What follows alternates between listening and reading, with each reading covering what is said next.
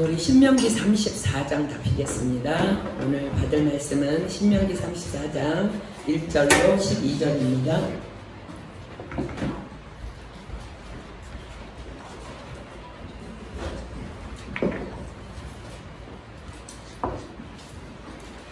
구약성경 신명기 34장 1절로 12절 보겠습니다. 구약성경 신명기 34장 1절로 12절입니다. 다 찾으셨으면 제가 한 절 읽고 여러분들 한 절 읽고 우리 교독할게요. 하나님의 말씀은 살았고 운동력이 있습니다. 그래서 여러분의 입으로 읽고 귀로 들을 때 여러분 영 안에 놀라운 일들이 일어나게 될 줄 믿습니다. 제가 먼저 읽습니다. 모세가 모압 평지에서 느보산에 올라 여리고 맞은편 비스가산 꼭대기에 이르매 여호와께서 길르앗 온 땅을 단까지 보이시고 여호와께서 여호와와 임나스의 땅과 서해까지 유다 온 땅과 남방과 종려의 성읍 여리고 골짜기 평지를 수알까지 보이시고 여호와께서 내게 이르시되 이는 내가 아브라함과 이삭과 야곱에게 맹세하여 그의 후손에게 주리라 한 땅이라. 내가 내 눈으로 보았거니와 너는 그리로 건너갈 수 있느니라 하시매. 이에 여호와의 종 모세가 여호와의 말씀대로 모압 땅에서 죽어 벳골 맞은편 모압 땅에 있는 골짜기에 장사되었고 오늘까지 그의 묻힌 것을 아는 자가 없느니라. 모세의 죽을 때 나이 120세나 그 눈이 흐리지 아니하였고 기력이 쇠하지 아니하였더라. 이스라엘 자손이 모압 평지에서 모세를 위하여 애곡하는 기간이 끝나도록 모세를 위하여 30일을 애곡하니라. 모세가 눈의 아들 여호수아에게 안수하였으므로 그에게 지혜의 신이 충만하니 이스라엘 자손이 여호와께서 모세에게 명하신 대로 여호수아의 말을 순종하였더라.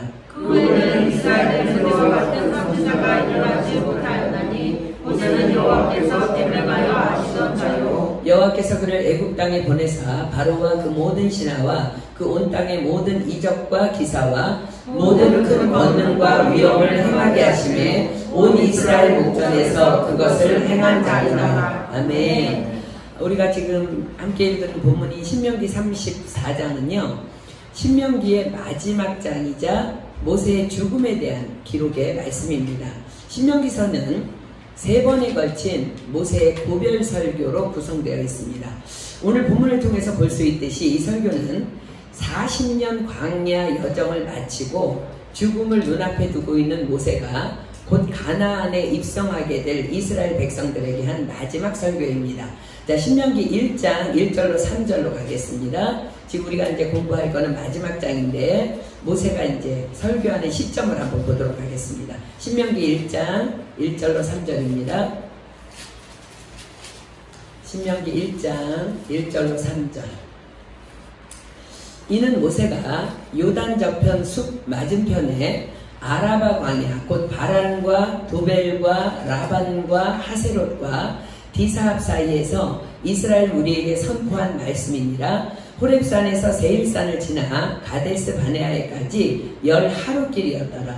제40년 11월 그달 초일일에 모세가 이스라엘 자손에게 여호와께서 그들을 위하여 자기에게 주신 명령을 다 고하였으니. 자, 이 설교의 때가 언제라고요? 제40년 11월 그달 초일일, 즉 출애굽한 지 제40년 11월 1일입니다. 그런데 2절이 뭐라고 기록해요? 호렙산에서 세일산을 지나 가데스 바네아까지 10하루길이었더라. 호렙산은 광야 생활의 출발 지점입니다. 가데스 바네아는 약속의 땅 가나안의 경계선 지역입니다. 그런데 호렙산에서 가데스 바네아까지 며칠이면 갈 수 있는 길이라고요? 10하루. 11일이면 갈 수 있는 길인데 지금 그들은 출애굽 몇 년 차라고요? 40년 차입니다. 그렇습니다. 지금 모세는 10하루길이면 올 수 있는 가데스 바네아 인근 지역인 아라바 광야에서 불순종으로 인해 40년을 소요한 이스라엘 백성들을 향해 고별 설교를 시작하려 하고 있는 것입니다. 원망과 불평이라는 불순종의 대가가 얼마나 무서운가를 강력하게 보여주시는 하나님의 메시지입니다. 그렇습니다. 다만 하나님의 뜻을 따라 사는 길, 그 길만이 우리의 삶의 지름길임을 말씀해주고 계신 것입니다. 그러므로 당연히 지금 모세의 설교를 듣는 설교 대상자는 여호수아와 갈렙을 제외하고는 출애굽 제2년째 되던 당시의 나이가 20세 이하였던 자들로만 새롭게 구성된 이스라엘의 신세대 백성들입니다. 자, 민수기 14장으로 가보겠습니다. 민수기 14장 26절로 33절입니다. 이때가 지금 이제 출애굽 2년차 되는 때에 하나님께서 이제 이들에게 모두 멸망할 것을 말씀하십니다. 민수기 14장 26절로 33절입니다. 여호와께서 모세와 아론에게 일러 가라사대 나를 원망하는 이 악한 회중을 내가 어느 때까지 참으랴. 이스라엘 자손이 나를 향하여 원망하는 바 그 원망하는 말을 내가 들었노라. 그들에게 이르기를 여호와의 말씀에 나의 삶을 가리켜 맹세하노라. 너희 말이 내 귀에 들린 대로 내가 너희에게 행하리니 너희 시체가 이 광야에 엎드러질 것이라. 너희 20세 이상으로 계수함을 받은 자 곧 나를 원망한 자의 전부가 여분의 아들 갈렙과 눈의 아들 여호수아 외에는 내가 맹세하여 너희로 거하게 하리란 땅에 결단코 들어가지 못하리라. 너희가 사로잡히겠다고 말하던 너희의 유아들은 내가 인도하여 드리리니 그들은 너희가 싫어하던 땅을 보려니와 너희 시체는 이 광야에 엎드러질 것이요 너희 자녀들은 너희의 패역한 죄를 지고 너희의 시체가 광야에서 소멸되기까지 40년을 광야에서 유리하는 자가 되리라. 사랑하는 여러분, 지금 여러분들의 언어 생활은 어떻습니까? 하나님께서는 지금도 여전히 영원토록 동일하게 너희 말이 내 귀에 들린 대로 내가 너희에게 행하리니 라고 말씀하시는 분이십니다. 나의 불신앙으로 인한 원망, 불평, 부정적인 언어, 판단, 정죄의 언어, 그리고 내 마음의 심중 깊은 곳의 언어까지도 주님은 다 알고 듣고 계십니다. 그리고 들린 대로 행하겠다 하십니다. 혹 왜 나는 여전히 이러한가? 라는 사람 있나요? 한번 생각해 보십시오. 혹 나의 수시로 생각 없이 내뱉는 부정적인 언어로 인함은 아닌지. 너무 싫어. 그건 안 돼. 난 아직은 못해. 정신 똑바로 차려야 합니다. 거짓말하지 않으시는 하나님께서 지금도 말씀하십니다. 너희 말이 내 귀에 들린 대로 내가 너희에게 행하리니. 지금 모세는 그 모든 것들을 40년 동안 똑똑히 목도한 광야 2세들을 향해 3번에 나누어 설교를 시작합니다. 첫 번째 설교는 1장 6절부터 4장 43절까지인데요. 주로 지나간 40년의 광야 생활을 회고하고 또한 요약하면서 하나님께서 어떻게 당신들의 백성들을 돌보셨으며 백성들의 불순종과 배반에 대하여는 어떻게 징벌하셨는지를 상기시키는 내용입니다. 두 번째 설교는 4장 44절에서 26장 19절까지인데요. 시내산에서 받은 율법을 다시 반복 정리해서 가르치는 내용인데 율법 내용에 대한 자세한 설명과 아울러 그 율법의 적용 방법까지 훈계하시는 설교입니다. 세 번째 설교는 27장 1절부터 30장 20절까지인데 이스라엘 백성들이 요단을 건너 가나안 땅에 들어간 후에 반드시 지켜야 할 엄숙한 의식, 즉 율법을 세우고 선포하는 일에 대하여 지시하는 내용입니다. 그리고 그 율법에 대한 백성들의 순종과 불순종의 여부에 따라 그들에게 축복 혹은 저주가 내려질 것이라는 길고 긴 설교가 이어집니다. 모세는 행여라도 마음을 강팍하게 하여서 하나님의 진노를 초래하지 말고 율법을 잘 지켜서 축복받는 민족이 될 것을 이스라엘 백성들에게 권고하고 또 권고합니다. 그리고 끝으로 모세는 만약 너희들이 율법을 어겨 하나님의 진노를 받았다 할지라도 하나님의 자비하심을 기억하고 그 죄에서 돌이키면 다시금 회복되고 축복받을 수 있다는 사실을 간곡히 일깨워주는 것으로 그의 긴 설교를 마무리합니다. 우리가 이미 필사를 했기 때문에 여러분들이 잘 알고 있는 내용이기도 한데 여러분들이 한번 신명기를 다시 묵상하면서 또 읽어봤으면 좋겠어요. 그리고 그 다음에 이제 설교가 끝난 다음에 차세대 지도자 여호수아를 불러서 이렇게 축복합니다. 신명기 31장 8절로 가볼게요. 신명기 31장 8절입니다. 신명기 31장 8절. 여호수아에게 당부합니다. 그리고 기억하라 합니다. 여호와 그가 내 앞서 행하시며 너와 함께 하사 너를 떠나지 아니하시며 버리지 아니하시리니 너는 두려워 말라 놀라지 말라. 자기의 간증이죠, 그죠? 그리고 신명기 33장은 모세가 마지막으로 각 지파별로 이스라엘 12지파에게 최후의 유언적 축복을 선포하는 기록인데 이 부분은 다음에 다시 별도로 시간을 내어 공부하도록 하겠습니다. 그리고 신명기서는 오늘의 본문인 34장에서 이 모세의 죽음과 장사를 마지막으로 기록하며 마무리됩니다. 자, 본문으로 가볼까요? 신명기 34장 1절부터 봅니다. 모세가 모압 평지에서 느보산에 올라 여리고 맞은편 비스가산 꼭대기에 이름에 여호와께서 길르앗 온 땅을 단까지 보이시고 또 온 납달리와 에브라임과 므낫세의 땅과 서해까지의 유다 온 땅과 남방과 종려의 성읍 여리고 골짜기 평지를 소알까지 보이시고.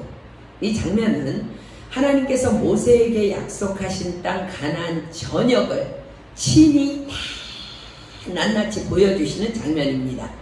여리고 맞은편 비스가산 꼭대기, 이것은 여기는요 아바림 산맥에 있는 느보산의 정상인 이곳은 가나안 땅을 전체로 볼 수 있는 최적지였다고 합니다.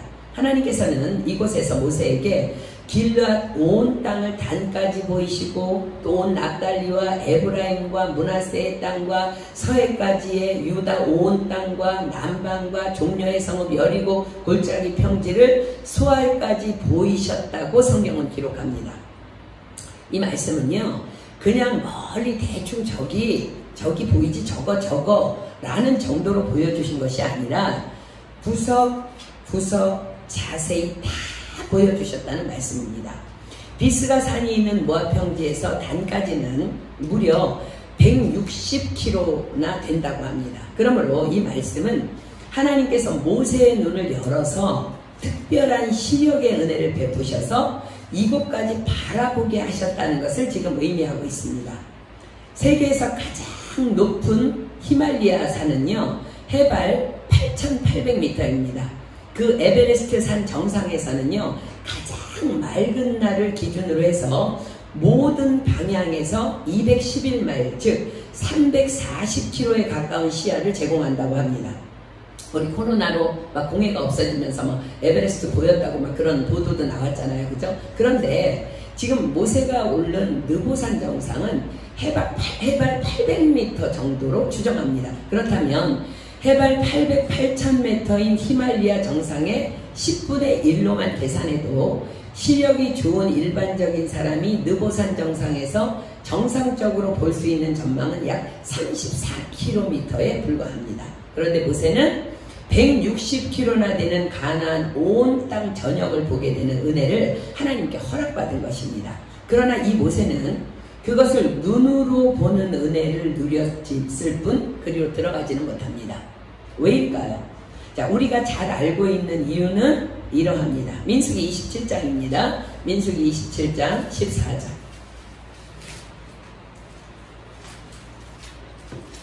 민수기 27장 14절입니다.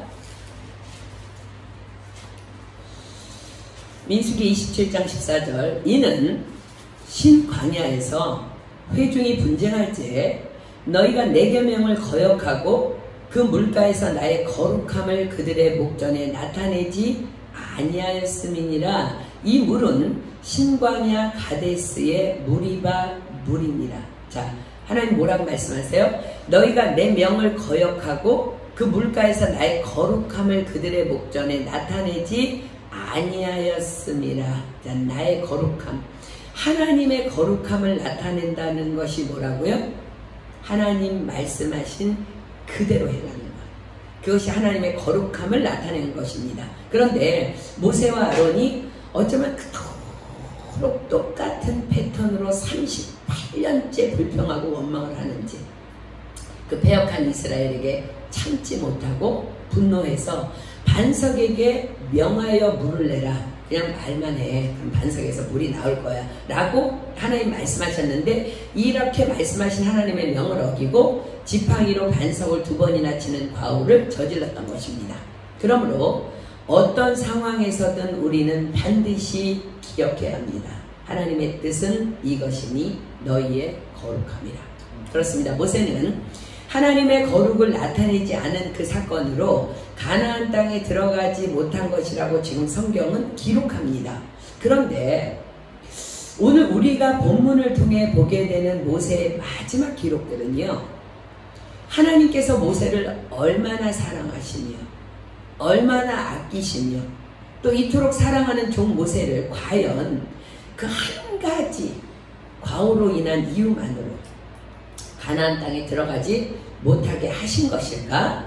라는 질문을 우리로 갖게 합니다. 자, 본문 다시 한번 볼까요? 자, 1절부터 6절까지 한번 쭉 보겠습니다. 하나님께서 지금 모세에게 행하고 계시는 거예요. 모세가 죽기 전까지 행하시는 거예요. 자, 다시 1절부터 봅니다.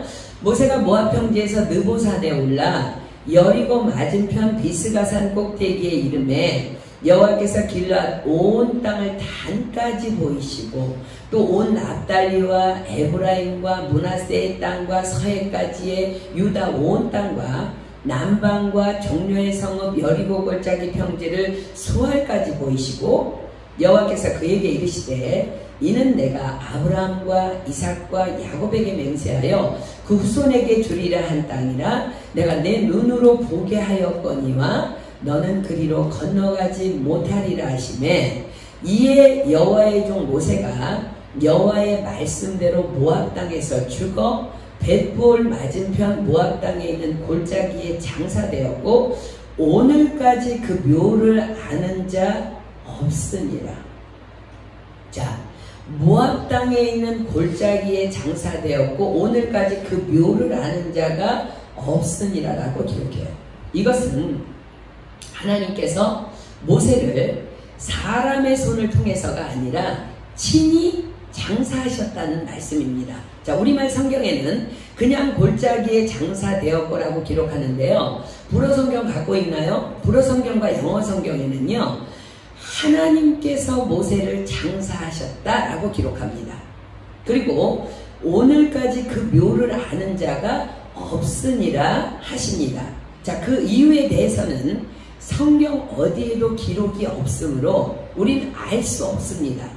다만 우리가 천국에 가면 확실히 알 수 있을 것입니다. 그러나 우리가 추측해 볼 수 있는 근거는 성경 여러 곳곳에서 발견됩니다.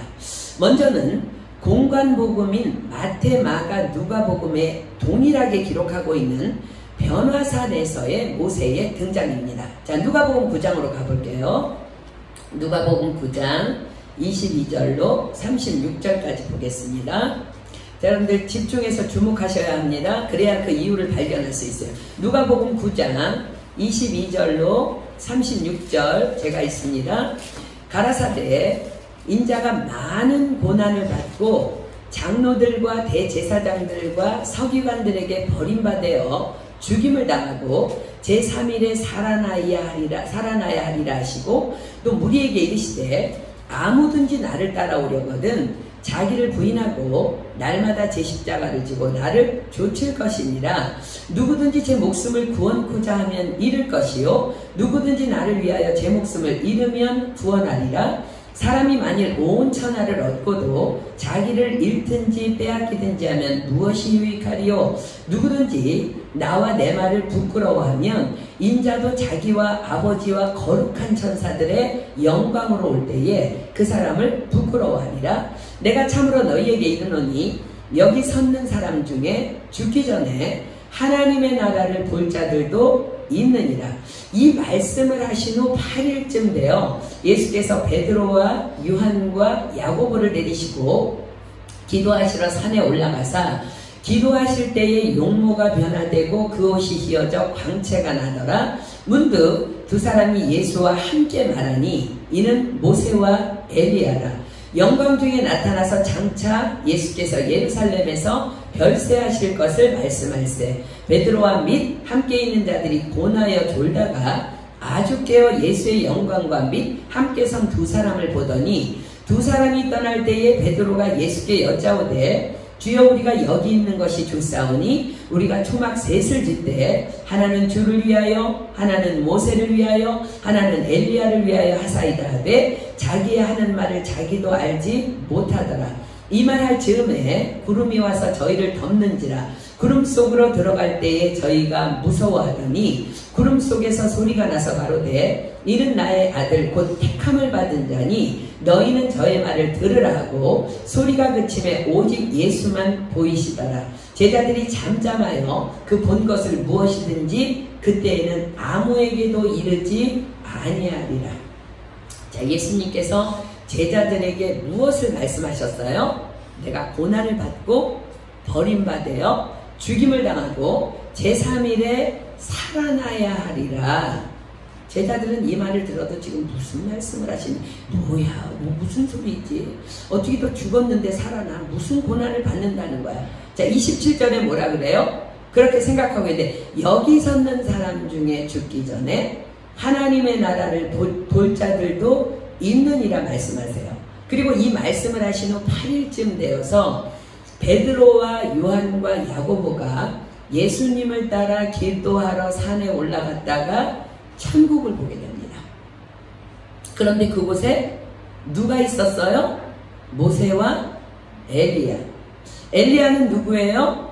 죽음을 보지 않고 병거 타고 하늘로 올리운 자입니다. 이 사실은 제자들은 물론 유대인이라면 누구나 다 알고 있는 사실이었습니다. 그런데 그곳에 엘리야와 함께 누가 있었어요? 모세가 있습니다.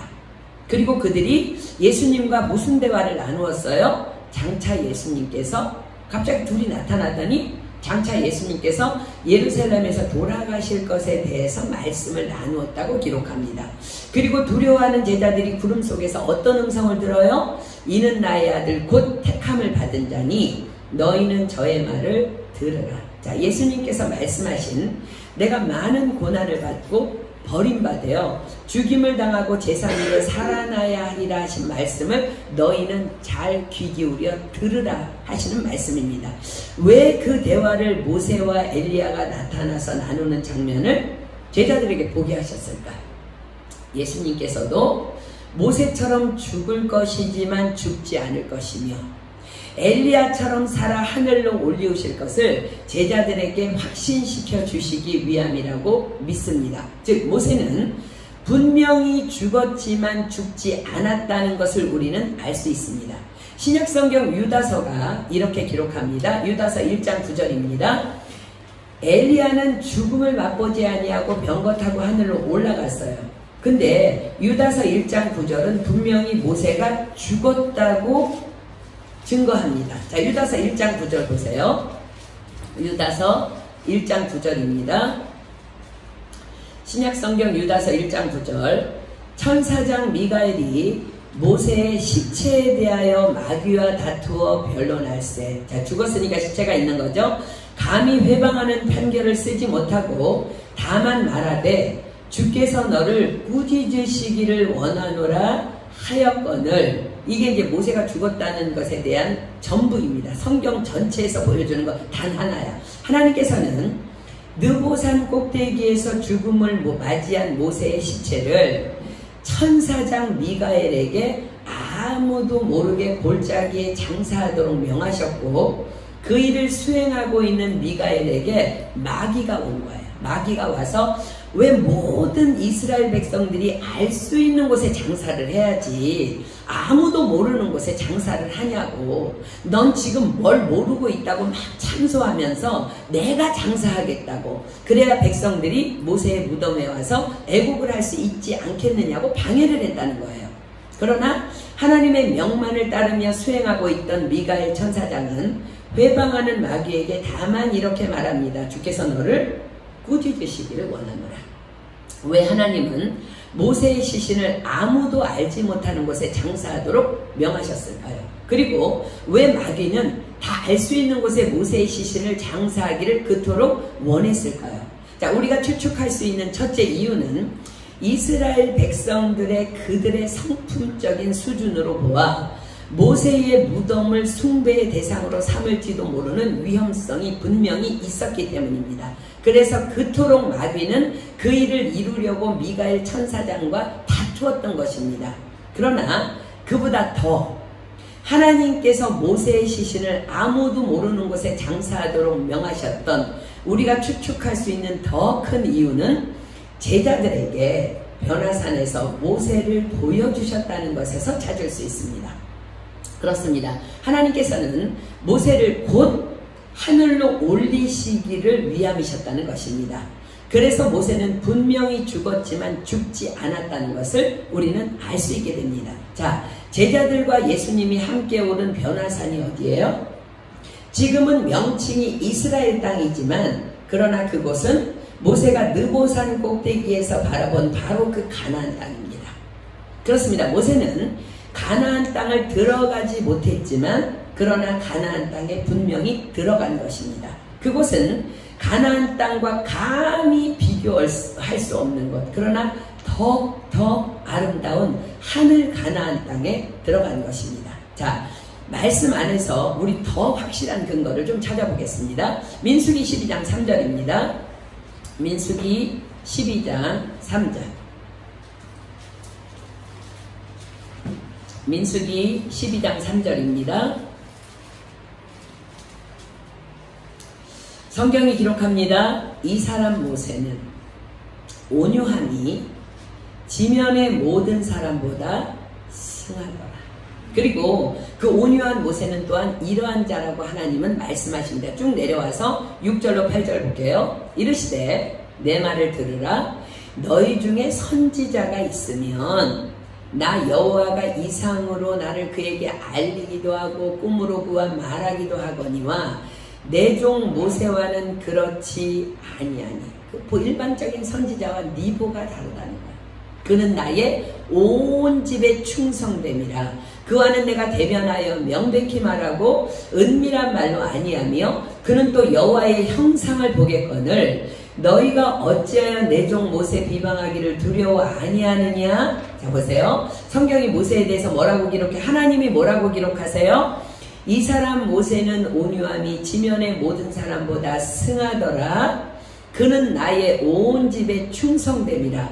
그와는 내가 대면하여 명백히 말하고 은밀한 말로 아니하며 그는 또 여호와의 형상을 보겠거늘. 자, 사랑하는 여러분, 과연 이러한 모세를 그 단 한 번의 실수로 그 사랑의 하나님께서 너는 가나안 땅을 결코 못 들어간다고 그토록 냉정하게 거절하셨을까요? 결코 그렇지 않습니다. 사랑하는 여러분, 자, 모세는요 그 온유가 지면의 모든 사람보다 승하다 그래서, 자, 온유가 뭐예요? 온유라는 말의 원어는 프라우스입니다. 이 단어는 성격이 얌전한, 부드러운, 겸손한 등의 뜻을 가지고 있습니다. 그런데 이 프라우스라는 말은요 원래 사람에게 사용하던 말이 아니었다고 합니다. 거친 소나 말이 마침내 주인에 의해 길들여질 때 이 단어를 사용했다고 합니다. 즉 온유의 원어적 의미는 야생마가 길들여지다 입니다. 즉 온유란 하나님의 말씀으로 길들여진 인격을 의미합니다. 하나님의 말씀으로 길들여진 인격이란 무엇일까요? 하나님의 말씀에만 순종하는 인격입니다. 우리는 온유라 하면 부드럽고 인자하고 뭐 날 때부터 순한 성품을 가진 자 이렇게 상상합니다. 그러나 성경적 온유는 그와는 정반대의 개념이라 할 수 있습니다. 원래 나는 야생마 같은 거친 사람입니다. 건드리면 언제라도 욱하고 올라올 수 있는 자는 이게 사람이라는 거예요. 그러나 하나님의 말씀으로 훈련되고 길들여졌기에 그분이 말씀하시면 그분의 말씀대로만 살아가는 인격, 하나님의 말씀으로 통제가 가능한 인격, 그것이 바로 온유입니다. 거칠고 야생마 같은 본질을 가진 우리를 과연 누가 통제할 수 있을까? 내가? 아니요. 바로 내 안에 계신 성령님께서만 그것을 가능케 하십니다. 그러므로 성령으로 충만하지 않다면 결코 온유란 기대할 수 없습니다. 그래서 온유는 성령의 열매입니다.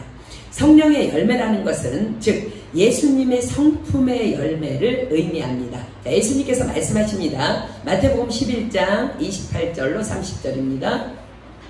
마태복음 11장 28절로 30절.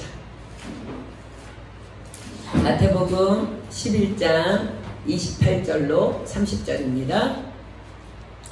수고하고 무거운 짐진 자들아 다 내게로 오라. 내가 너희를 쉬게 하리라. 나는 마음이 온유하고 겸손하니 나의 멍에를 메고 내게 배우라. 그리하면 너의 마음이 쉼을 얻으리니 이는 내 멍에는 쉽고 내 짐은 가벼움이라 하시니라. 자, 예수님이 스스로에 대해서 뭐라고 말씀하세요? 나는 마음이 온유하고 겸손하니 나의 멍에를 메고 내게 배우라. 그러면 너의 마음이 쉼을 얻으리니. 자, 팔레스타인의 멍에는요 혼자 매는 것이 아니라 꼭 짝이 되어서 둘이 함께 매는 멍에입니다. 즉 그러므로 예수님의 멍에를 맨다는 것은 곧 예수님과 멍에를 함께 매는 것을 의미합니다. 온유가 뭐라고요? 다만 말씀에만 다스려진, 그래서 다만 말씀에만 다스림을 받는, 말씀의 통제를 받는 인격입니다. 그럼 그 말씀에만 다스림을 받는 자에게 일어나는 모든 일에 대한 책임은 누굴까요? 누가 지게 될까? 당연히 말씀하신 분이죠. 그래서 예수님과 함께 멍에를 매는 것이 나에게 그토록 가볍고 마음에 쉼을 주는 것이 되는 것입니다. 그냥 내 인생은 다 주님께 맡겨버린 거야. 예수님과 멍에를 같이 맸다는 것은 그냥 그분이 가는 대로 따라가면 되는 거야. 그냥 주님만 뭐 따라가면 되기 때문에 우리가 마음의 쉼을 얻을 수 있다는 거야. 그래서 온유한 자는 모든 범사에 하나님의 절대주권을 인정합니다. 그래서 온유한 사람은 어떤 상황에서도 도망하거나 낙심하지 않습니다. 왜요? 다 하나님이 그리하신 것임을, 그리고 그렇게 이끌고 계심을 인정하기 때문입니다. 하나님의 절대주권을 인정한다는 것은 내 계획, 내 사상, 내 지식, 내 생각 따위가, 또 세상이, 사람이, 환경이, 권력이, 돈 등등의 따위가 하나님의 말씀 앞에서 나를, 내 삶을 좌지우지할 수 없음을 의미합니다. 내가 온유하다는 것은 인간관계와 하나님의 관계에서 특별하게 드러나는 인격입니다. 자, 이 사람 모세는 온유함이 지면의 모든 사람보다 승하더라. 모세가 이 칭찬을 들은 때가 언제였어요? 여러분들 이거 다 공부했기 때문에 아는 내용이야, 그죠? 자기 형 아론과, 그것도 친형 아론과 친누나 미리암이 반역을 일으킵니다. 모세를 향해, 야, 너만 선지자냐? 우리도 하나님께 부르심을 받은 선지자다. 넌 교만하고 너무 건방져. 요새 가만히 보니까 꼴물견이야. 좀 겸손할 줄 알아라 라고 비방하는 현장에서 하나님께 들은 칭찬입니다. 이 사람 모세는 그 온유함이 지상에서 승하더라. 모세는 이런 상황 앞에서 하나님만 아시면 되었습니다. 그래서 다만 주님 앞에서 인내하며 잠잠할 뿐입니다. 이것이 바로 인간관계에서의 온유함입니다. 그때 하나님께서 어떻게 하셨어요? 아론과 미리암에게 오셔서 그들을 꾸짖으십니다. 그리고 사건이 종결됩니다. 또한 온유함은 하나님과의 관계에서 분명하게 그 정체가 드러납니다. 우리는 온유한 척할 수 있어요. 그런데 하나님과의 관계에서는 분명히 그 정체가 드러난다는 거예요. 특별히 하나님께 거절당하는 아픔을 경험할 때 그 온유함의 척도는 확연하게 드러납니다. 그래서 온유한 자의 절정은 인간관계를 뛰어넘어서 세상이 아닌 하나님으로부터 거절당할 때 정점에 이르게 됩니다. 자, 여러분들은 하나님으로부터 거절당해 본 적 있나요? 자, 하나님께서 우리를 거절할 때는 대부분의 경우 진짜 기도 오래 했는데 응답이 없으시고, 그리고 노라고 하시, 이런 것들이 하나님한테 거절당하는 거겠죠. 자, 모세는 가데스 광야에서 있었던 무리바 사건으로 너는 가나안 땅에 들어가지 못해 라고 하시는 하나님의 음성을 듣습니다. 그러나 모세는 그 땅에 너무나 들어가고 싶었습니다. 가시떨기 나무에서 불꽃으로 오신 그 하나님이 자기를 부르셔서 이 백성을 이끌어, 얼마나 아름다운지 알아? 적과 꿀이 흐르는 땅이야. 네가 그들을 데리고 그 땅으로 들어갈 거야. 그래서 하나님 앞에 간절히 기도합니다. 지금껏 하나님께서는 백성들의 폐역으로 자신이 엎드릴 때마다 한 번도 빠짐없이 다 응답해 주셨습니다. 그리고 그들을 자신의 중보로 인해 끊임없이 용서해 주셨습니다. 그래서 그는 자신을 위해 정말 처음으로 주님께 간구합니다. 신명기 3장으로 가겠습니다. 신명기 3장 23절로 27절. 신명기 3장 23절로 27절입니다. 신명기 3장 23절로 27절. 그때 내가 여호와께 간구하기를, 주 여호와여, 주께서 주의 크심과 주의 권능을 주의 종에게 나타내시기를 시작하셨사오니 천지간에 무슨 신이 능히 주의 행하신 일, 곧 주의 큰 능력으로 행하신 일 같이 행할 수 있으리이까. 구하옵나니 나로 건너가게 하사 요단 저편에 있는 아름다운 땅, 아름다운 산과 레바논을 보게 하옵소서 하되, 여호와께서 너희의 연고로 내게 진노하사 내 말을 듣지 아니하시고 내게 이르시기를, 그만해도 족하니 이 일로 다시 내게 말하지 말라. 너는 비스가산 꼭대기에 올라가서 눈을 들어 동서남북을 바라고 내 눈으로 그 땅을 보라. 내가 이 요단을 건너지 못할 것입니다. 모세를 향한 기도의 응답은 너무나도 단호하신 하나님의 거절이었습니다. 그만해도 족하니 이 일로 다시 내게 말하지 말라. 얼마나 많이 속상하고 또 속상했을까요? 40년을 이 패역한 백성들을 광야에서 인도하는 충성을 다한 나에게 너무하신 건 아니야? 라는 생각이 들지 않았을까요? 그러나 모세의 온유는 바로 이 일로 진가가 드러납니다. 모세가 누구라고요?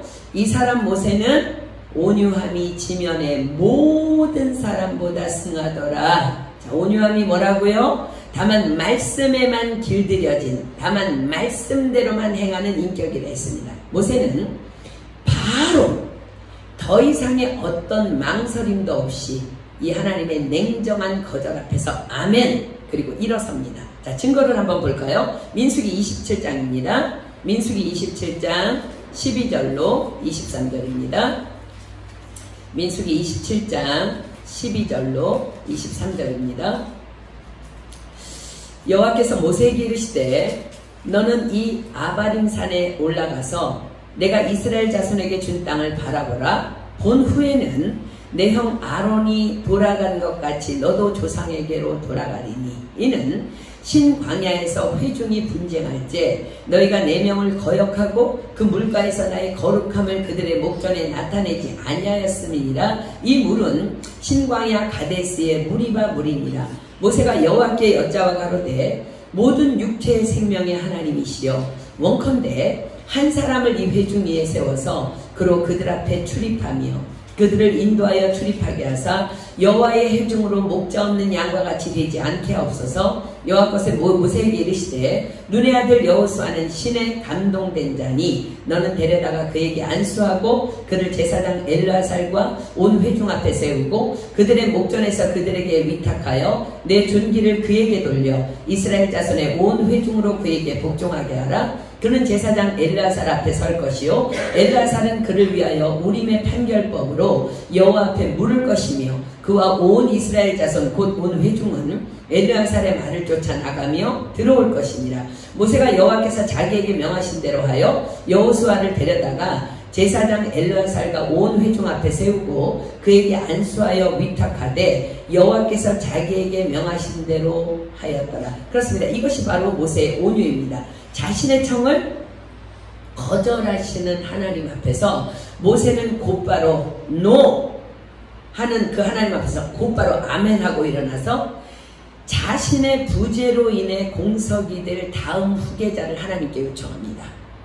모세가 이렇게 말씀하죠. 모든 육체의 생명의 하나님이시여 원컨대 한 사람을 이 회중 위에 세워서 그로 그들 앞에 출입하며 그들을 인도하여 출입하게 하사 여호와의 회중으로 목자 없는 양과 같이 되지 않게 하옵소서. 자신의 사명과 회중을 향한 끊임없는 지도자 모세의 사랑입니다. 자, 하나님은 분명히 약속하십니다. 온유한 자는 복이 있나니 저희가 땅을 기업으로 받을 것이며. 자, 인간은 흙으로 지은 바 되었어요. 땅은 인간을 포함합니다. 온유한 자는 복이 있나니 저희가 땅을 기업으로 받을 것이며, 이 약속은 인간관계, 즉 사람을 포함한 땅의 모든 축복을 총괄적으로 의미합니다. 그래서 모세는 이제 고생과 수고를 여호수아에게 인수인계하고 세상 가나안과 비교할 수 없는 아름다운 하늘 가나안으로 그렇게 이끌려 올라가 하늘나라라는 땅을 기업으로 받은 것입니다. 자, 모세는 장차 오실 예수 그리스도의 예표이며 그림자입니다. 자, 우리는 겟세마네 동산에서 아버지께 거절당하신 예수님을 기억합니다. 십자가를 지시기 전 그 십자가의 고통을 너무나도 잘 아시는 예수님께서는 아버지께 간구하십니다. 자, 누가복음 22장으로 갈게요. 누가복음 22장 42절로 44절. 누가복음 22장 42절로 44절. 누가복음 22장 42절로 44절. 가라사대 아버지여, 만일 아버지의 뜻이거든 이 잔을 내게서 옮기시옵소서. 그러나 내 원대로 마옵시고 아버지의 원대로 되기를 원하나이다 하시니, 사자가 하늘로부터 예수께 나타나 힘을 돕더라. 예수께서 힘쓰고 애써 더욱 간절히 기도하시니 땀이 땅에 떨어지는 핏방울같이 되었더라. 얼마나 그 고난의 승잔을 육신을 입고 정말 사람으로 오신 예수님이 그 십자가의 고난을 너무나 잘 알기에 아버지여, 만일 아버지의 뜻이거든 이 잔을 내게서 옮겨달라고 땀방울이 핏방울이 되도록 기도합니다. 그러나 이 기도가 끝나자마자 예수님께서는 즉시 그 자리에서 체포되십니다. 그러나 주님은 또한 이렇게 기도하셨습니다. 그러나 내 원대로 마옵시고 아버지의 원대로 되기를 원하나이다. 이것이 바로 예수님의 온유함입니다. 그렇습니다. 온유란 내 뜻이 아닌 아버지의 뜻대로 되기를 원하는 것이 바로 온유입니다. 자, 사랑하는 여러분, 여러분은 어떻습니까?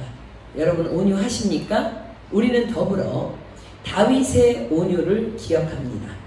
밧세바와의 사이에서 난 아이가 병이 들어 죽어갑니다. 그러자 다윗은 금식하며 기도합니다. 그러던 중에 다윗은 아이의 죽음의 소식을 듣습니다. 그러자 곧바로 취하는 다윗의 행동을 보십시오. 사무엘하 12장으로 갑니다. 사무엘하 12장 19절로 23절. 사무엘하 12장 19절로 23절입니다. 다윗이 그 신복들의 서로 수군거리는 것을 보고 그 아이가 죽은 줄을 깨닫고 그 신복들에게 묻되 아이가 죽었느냐? 대답하되 죽었나이다. 다윗이 땅에서 일어나 몸을 씻고 기름을 바르고 의복을 갈아입고 여호와의 전에 들어가서 경배하고 궁으로 돌아와서 명하여 음식을 그 앞에 베풀게 하고 먹은지라. 신복들이 왕께 묻되 아이가 살았을 때에는 위하여 금식하고 오시더니 죽은 후에는 일어나서 잡수시니 어찌미니까? 바로되 아이가 살았을 때에 내가 금식하고 온 것은 혹시 여호와께서 나를 불쌍히 여기사 아이를 살려주실는지 누가 알까 생각하며니와 시방은 죽었으니 어찌 금식하랴? 내가 다시 돌아오게 할 수 있느냐? 나는 저에게로 가려니와 저는 내게로 오지 아니하리라. 아멘. 이것이 바로 온유함입니다. 다윗은 그래서 자신의 시편에 이렇게 기록합니다. 시편 37편 11절입니다. 시편 37편 11절. 시편 37편 11절입니다. 오직 온유한 자는 땅을 차지하며 풍부한 화평으로 즐기리로다. 내 멍에는 쉽고 가벼우니 너는 와서 내 멍에를 메라. 이 말씀이에요. 모든 것을 다 누리게 하시는 하나님. 그래서 다윗은 하나님의 마음에 합한 자인 것입니다. 또한 욥의 온유는 어떠합니까? 하루아침에 모든 소유를 다 빼앗기고 잃어버립니다. 그러나 그는 가장 먼저 주님을 경배합니다. 자, 욥기 1장 20절로 22절 갑니다. 욥기 1장 20절로 22절. 욥기 1장 20절로 22절입니다. 구약성경 욥기 1장 20절로 22절. 욥이 일어나 겉옷을 찢고 머리털을 밀고 땅에 엎드려 경배하며, 너무 극심한 슬픔이지만 하나님을 예배합니다. 엎드려 경배하며 가로되 내가 모태에서 적신이 나왔사온즉 또한 적신이 그리로 돌아가올지라. 주신 자도 여호와시요 취하신 자도 여호와시오니 여호와의 이름이 찬송을 받으실지니라고 이 모든 일에 욥이 범죄하지 아니하고 하나님을 향하여 어리석게 원망하지 아니하니라. 아멘. 이것이 하나님의 절대 주권을 인정하며 하나님의 말씀의 통제함을 받는 온유함이라는 것. 자, 다니엘의 세 친구의 온유는 어떠합니까? 자, 다니엘서 3장 17절로 18절 갑니다. 당시 왕이 금신상을 세워놓고 모두 다 절하기를 명령합니다. 그러나 그들은 그것을 거절합니다. 다니엘서 3장 17절로 18절입니다. 다니엘서 3장 17절로 18절. 금신상에 대해서 절할 수 없다고 말하면서 다니엘의 세 친구들이 말합니다. 만일 그럴 것이면 왕이여, 우리가 섬기는 우리 하나님이 우리를 극렬히 타는 풀무 가운데서 능히 건져내시겠고 왕의 손에서도 건져내시리이다. 그리 아니하실지라도 왕이여, 우리가 왕의 신들을 섬기지도 아니하고 왕의 세우신 금신상에게도 절하지도 아니할 줄을 아옵소서. 절하지 않으면 넌 풀무불에 들어갈 거야. 아니요, 들어갈 수 없습니다. 들어가면 우리 하나님이 건지실 것입니다. 그러나 그리 아니하실지라도 우리는 그렇게 할 수 없습니다. 그리고 그들은 극렬히 타는 풀무불에 던져집니다. 이것이 온유입니다. 그러자 주님은 어떻게 행하셨어요? 그들의 머리털 하나도 그을리지 않게 하시고 그 풀무불에서 그들을 건져 올리십니다. 오직 온유한 자는 땅을 차지하며 풍부한 화평으로 즐기리로다. 자, 그런데 모세는 누구라고요? 이 사람 모세는 온유함이 지면의 모든 사람보다 승하더라. 성경에 기록된 이 수많은 온유한 자들의 기록이 있지만 그 중에 모세의 온유가 가장 으뜸이라는 말이에요. 그런 모세를 하나님께서 한 번 잘못했다고 그 가나안 땅 입성을 거절하셨겠습니까? 그렇지 않습니다. 그것은 그로 더 놀라운 은혜를 입혀주시기 위한 테스트였습니다. 모세는 그렇게 그 테스트에 당당히 합격합니다. 그가 기도했을 때 나로 건너가게 해달라고 했을 때 하나님이 거절하십니다. 그만해도 좋하니 이 일로 다시 내게 말하지 말라. 그러자 모세가 어떻게 했다고요? 2번 다시 묻지 않고 곧바로 아멘하고 일어납니다. 그리고 차세대를 위한 후계자를 그 패역한 백성들이 혹이나 그와 같이 될까봐 걱정하며 하나님 앞에 구합니다. 이것이 바로 그 큰 영성의 모세의 온유입니다. 저는 이 시간 저와 여러분들의 영성이, 우리의 온유가 모세와 같기를 소망하며 예수님의 이름으로 축복합니다. 아멘. 자, 이제 본문 마무리합니다. 본문 7절입니다. 모세의 죽을 때에 나이 120세나 그 눈이 흐리지 아니하였고 기력이 쇠하지 아니하였더라. 자, 이 말씀의 의미는 한편으로는 아직 모세가 육신적으로는 죽을 때가 되지 않았음을 의미합니다. 그러나 이젠 들어가 싸워야 하는 가나안 땅의 전쟁으로부터 또 여전히 그 땅에서도 행할 이스라엘의 폐역으로부터 사랑하는 모세를 보호하시기 위해 아름다운 땅으로 끄집어내신 것입니다. 자, 온유한 자에게 주시는 놀라운 축복입니다. 어쩌면 그래도 모세는 너무 들어가 보고 싶다. 가나안 땅을 밟아라도 보고 싶었을 것입니다. 그래서 어쩌면 모세는 죽는 순간까지 자기가 왜 그래야 하는지 내가 반역해서 그런가 보다 하고 몰랐을 거예요. 그런 하나님을 인정합니다. 하나님께서는요 이 일에 대하여 이미 말씀하셨어요.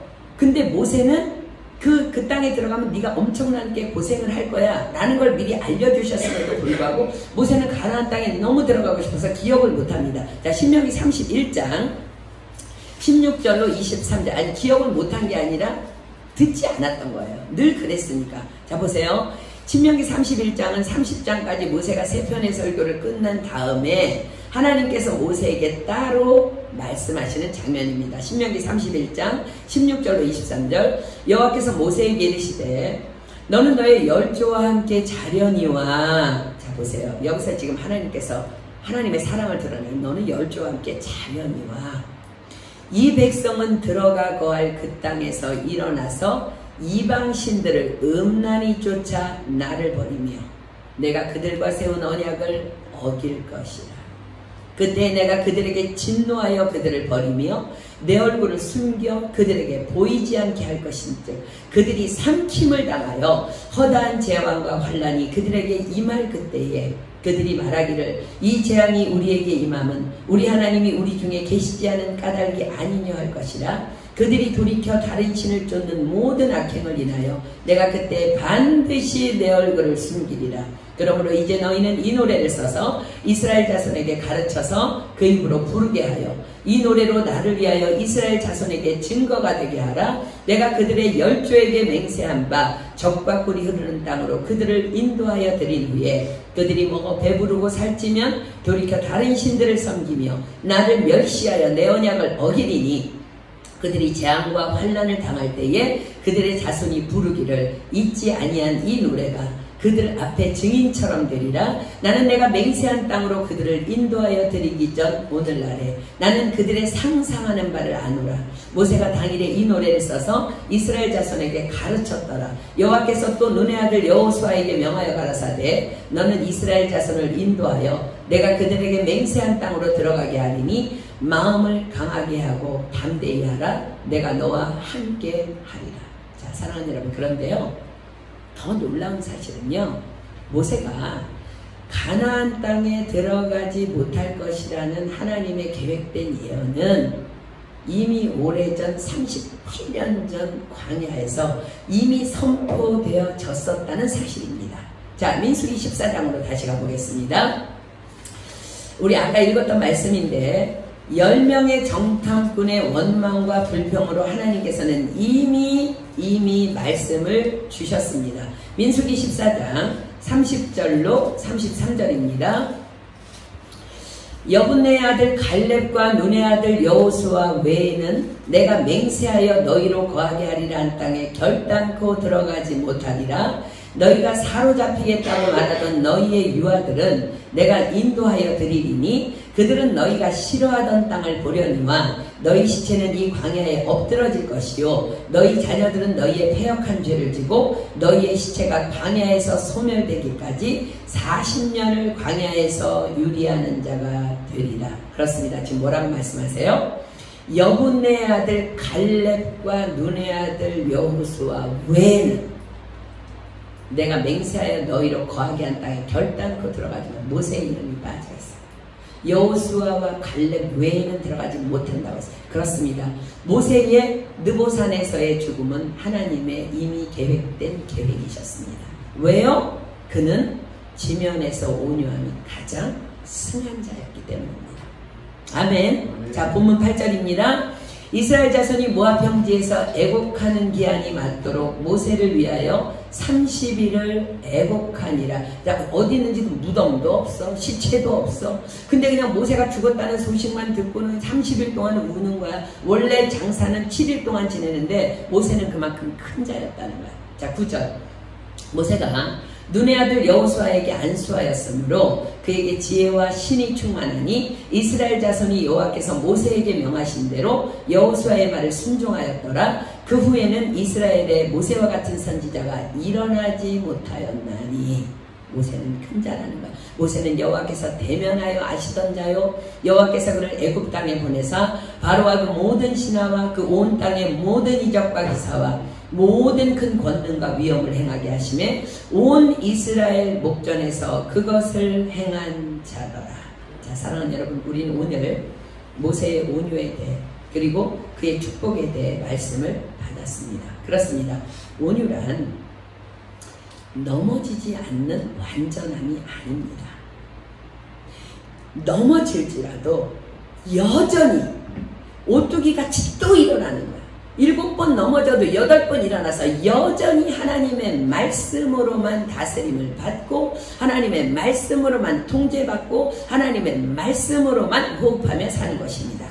그래서 온유의 절정은 거절당할 때, 그것도 하나님께 거절당할 때 그 진가가 드러나게 되는 것입니다. 자, 사랑하는 여러분, 하나님에게 거절당할 때 기뻐하고 감사하십시오. 왜요? 왜냐하면 많은 거절이 올수록 우리는 계속해서 온유함으로 나아감으로 말미암아 더 놀라운 하나님의 계획 안으로 우리가 들어가고 있기 때문입니다. 아멘. 오늘 이 모세의 온유가 저와 여러분의 인격이 되어서 하나님을 기쁘시게 하는 우리의 일평생이 되기를 예수님의 이름으로 축복하고 또 축복합니다. 자, 마지막으로 말씀 2개 찾고 마치겠습니다. 야고보서 1장 21절입니다. 야고보서 1장 21절. 야고보서 1장 21절. 그러므로 모든 더러운 것과 넘치는 악을 내어버려. 하나님의 말씀에 순종하지 않는, 하나님의 절대 주권에 통제받지 못하게 하는 내 생각, 내 교만, 내 폐역, 더러운 것과 넘치는 악을 내어버리고 능히 너의 영혼을 구원할 바 마음의 신긴도를 온유함으로 받으라. 아멘. 베드로전서 3장 4절 봅니다. 베드로전서 3장 4절. 자, 우리는 사람 앞에서는 온유한 척 할 수 있습니다. 얼마든지 영국할 수 있습니다. 그러나 하나님은 우리 심령 깊숙한 곳까지 감찰하십니다. 베드로전서 3장 4절입니다. 베드로전서 3장 4절. 오직 마음에 숨은 사람. 여러분 안에 숨은 사람이 있어요. 정말 여러분의 숨은 사람이 온유해야 된다는 거야. 오직 마음에 숨은 사람을 온유하고 안정한 심령에 썩지 아니할 것으로 하라. 이는 하나님 앞에 값진 것입니다. 아멘. 우리 찬양하고 기도하겠습니다. 우리 오늘 찬양할 때 지금까지 하나님께서 정말 하나님은 실수가 없으시고 신실하심으로 이끌어왔지만 우리가 그 신실하신 하나님을 믿지 못하고 온유하지 못하고 자빠졌던 그 많은 순간들을 우리 회개하면서 하나님을 경배했으면 좋겠어요. 신실하신 하나님, 실수가 없으신 좋으신 하나님, 내가 당신만을 일평생 경배하며 내가 이제 온유함의 옷을 입고 주님 앞으로 들어갑니다. 우리 그 마음으로 우리 한번 찬양했으면 좋겠습니다. 그렇습니다. 하나님은 우리의 반석이십니다. 그분은 실수가 없으신 분이십니다. 그렇기 때문에 우리는 온유할 수 있는 것입니다. 오늘 예수님과 함께 멍에를 메고 우리 주님 오시는 그날까지 그 길로 그렇게 함께 손잡고 달려가는 저와 여러분 되었으면 좋겠습니다. 이 시간 우리 찬양합니다.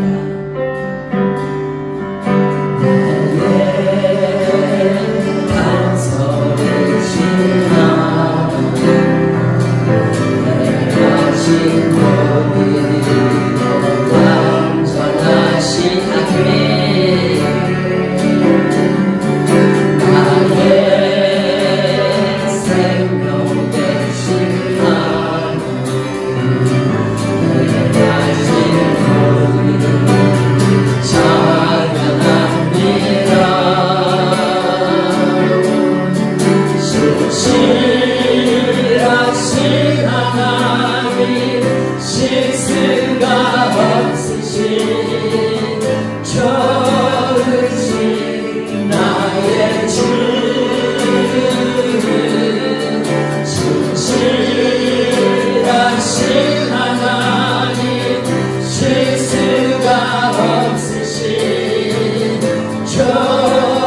저으신 나의 주. 다시 한번 고백합니다. 나의 반석이신 하나님,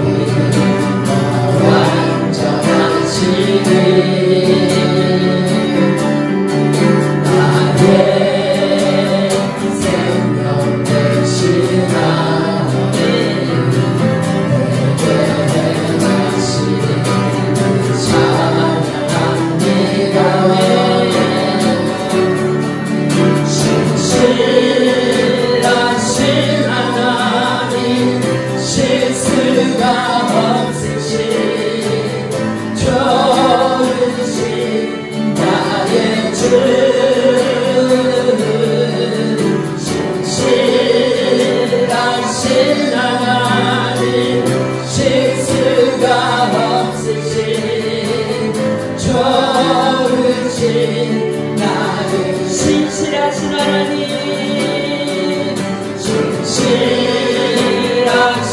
하나님, 실수가 없으신 좋으신 나의 주. 신실하신 하나님, 실수가 없으신 좋으신 그 하나님을 우리 두 손 들고 찬양합니다. 신실하신 하나님, 실수가 없으신 좋으신 나의 주. 신실하신 하나님, 실수가 없으신 좋으신 나의 목소리 높여 신실하신 하나님, 실수가 없으신 좋으신 나의 주. 신실하신 하나님, 실수가 없으신 좋으신 나의. 우리 목소리로만 찬양할까요? 두 손 높이 올리고. 신실하신 하나님, 실수가 없으신 좋으신 나의 주.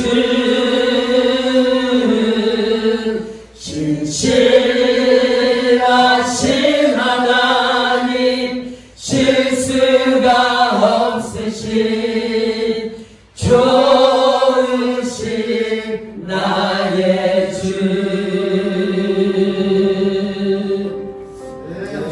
정말 그렇게 고백하십니까?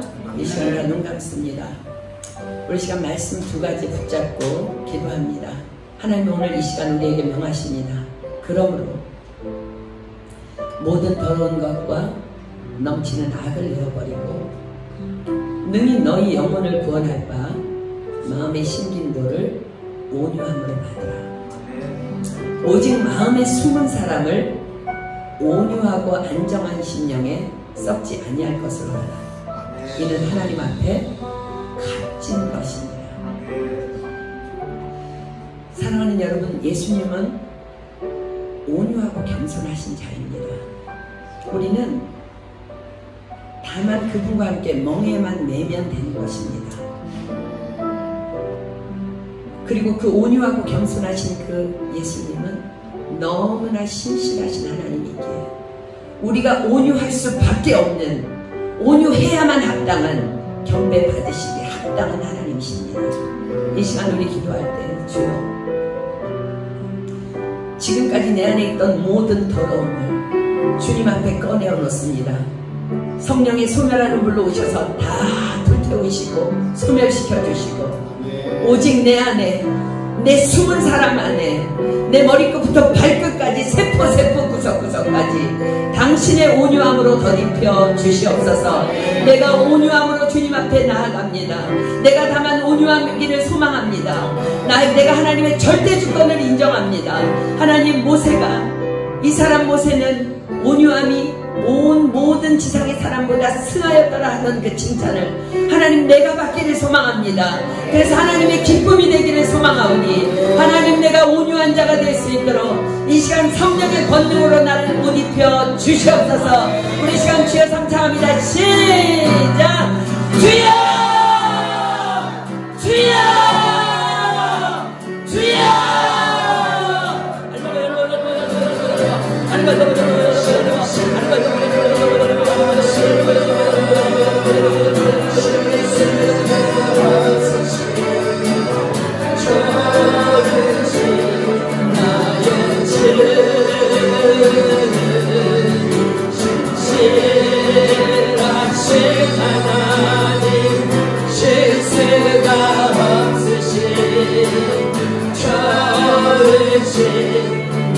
우리 주님께 최고의 경배를 올려드립시다. 진실하신 하나님, 실수가 없으신 좋으신 나의 주,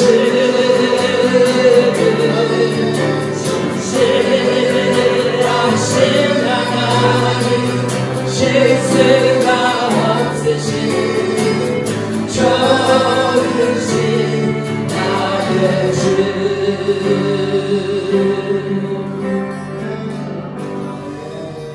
그렇습니다.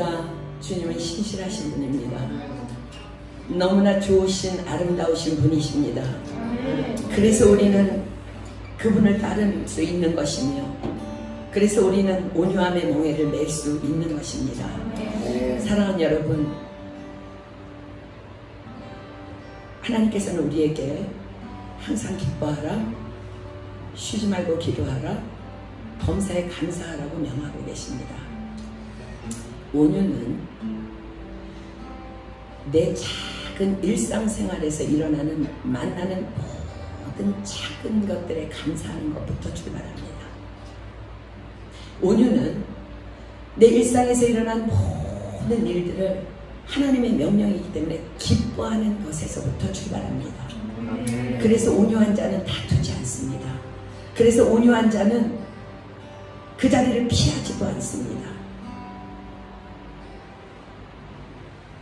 다만 하나님께서 나의 절대 주권자이시기 때문에 범사에 감사하고 항상 기뻐하고, 그 온유함을, 멍에를 내가 팽개치지 않기 위해, 그를 죽기까지 온유함의 멍에를 매기 위해서, 그래서 우리는 쉬지 말고 기도해야 하는 것입니다. 사랑하는 여러분, 작은 일상에서 우리는 운전을 하다가도 아기를 만날 수 있고, 슈퍼마켓에서도 거리에서도 나쁜 사람 만날 수 있어요. 내 마음에 안 드는 사람 만날 수 있어요. 그러나 사랑하는 여러분, 우리는 예수 그리스도의 제자이며 그분의 한 조각입니다.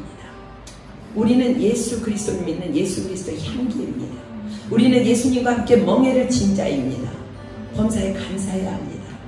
범사에 하나님을 기뻐해야 합니다. 그것이 하나님의 절대 주권을 인정하는 온유이며, 그것으로 출발할 때 우리도 기어이 그 사람 모세는 온유함이 지면에서 가장 승하더라는 그 칭찬과 함께 하나님의 놀라운 은혜를 덧입게 되는 것입니다.